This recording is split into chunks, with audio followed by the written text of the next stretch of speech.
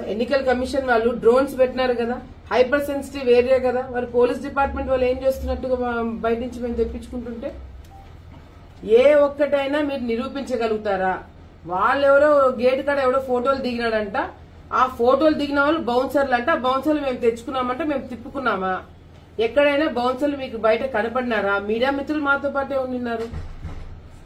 So ఇవన్నీ దయచేసి ఇప్పటికైనా మీ పద్ధతులు మార్చుకోండి, ఇప్పటికైనా మీ మాటలు పద్ధతులు మార్చుకొని మాట్లాడాలని చెప్పి తెలియజేసుకుంటూ, మరి అవుట్ సైడర్స్ నుంచి ఎందుకు వచ్చినారు? ఈరోజు ఆలగడ్డలో ఒక ఘటన జరిగింది.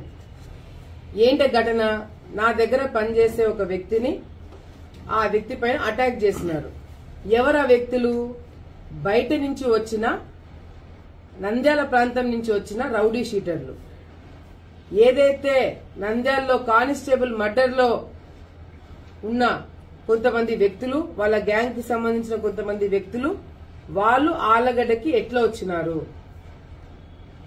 వాళ్ళు ఆ కానిస్టేబుల్ మర్డర్ అయిపోయిన తర్వాత ఆ బ్యాచ్ 3 మర్డర్లు చేశారు నంద్యాలలో, కాంటాక్ట్ మర్డర్లు. అటువంటి వాళ్ళు ఆలగడ్డకి ఎట్లా వచ్చినారు? ఎవడు తీసుకొచ్చినాడు? అంటే నేనే తెప్పించుకొని నేనే మా వాళ్ళని మీద అటాక్ చేయించుకుంటానా? ఏమన్నా బుద్ధి జ్ఞానం ఉండి మాట్లాడుతున్నారా వైసీపీ నాయకులు? మా ఇంటి ముందర నా వ్యక్తి పైన అటాక్ జరిగింది, బయట నుంచి వచ్చిన వాళ్ళు అటాక్ చేసినారు.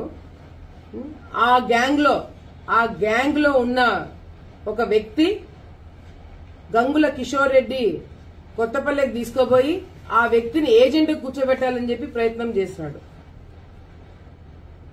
మరి వైసీపీ నాయకులు గూండాలని, రౌడీ షీటర్లని, పక్క తాలూకాలో ఉన్న వాళ్ళని అక్కడ ఉన్న వాళ్ళని తీసుకొచ్చి ఇక్కడ ఏజెంట్ కూర్చోబెట్టడానికి ఎందుకు ప్రయత్నం చేసినారు?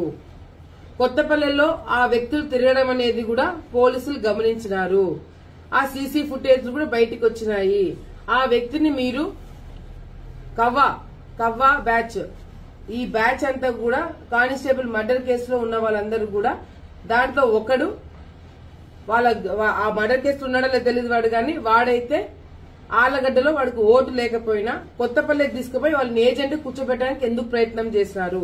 వాళ్ళని అక్కడి నుంచి పంపించేస్తే కొత్తపల్లి ఊరు బయటికి వెళ్లి అక్కడ కొంతమంది రౌడీలని పెట్టి అక్కడ గలాటా చేయాలని చెప్పి అనుకున్నారా లేదా అనేది కూడా పోలీస్ ఇన్వెస్టిగేషన్ లో బయటపడుతుంది.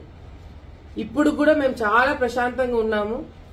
పోలీసులు ఏదో చేస్తాం మేడం, మేము కంపల్సరీగా న్యాయం చేస్తాము, ఇన్వెస్టిగేషన్ చేస్తున్నామని చెప్పి అంటున్నారు. కాబట్టి కూడా నేను వెయిట్ చేస్తా.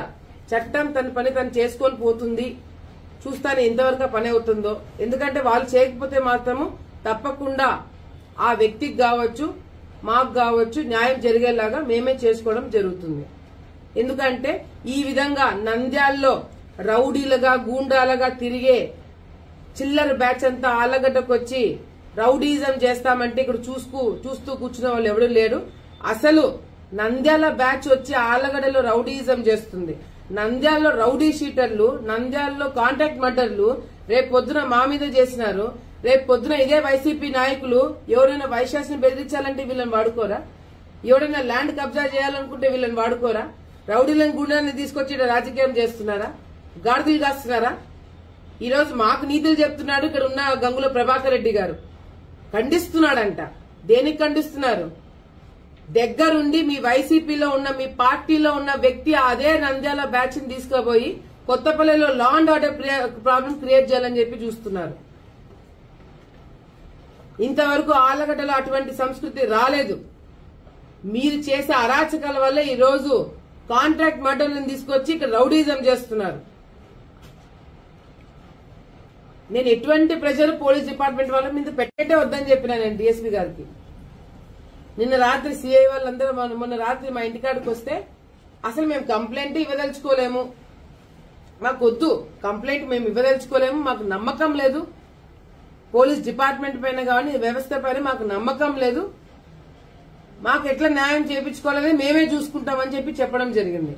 కానీ ఎస్పీ గారు లేదు మేడం మీరు కంప్లైంట్ ఇప్పించండి, జరిగింది లా అండ్ ఆర్డర్ ప్రాబ్లం, రేపు పొద్దున ఇంకెవరికైనా జరగచ్చు అని చెప్పి అంటే అప్పుడు కంప్లైంట్ ఇవ్వడం జరిగింది.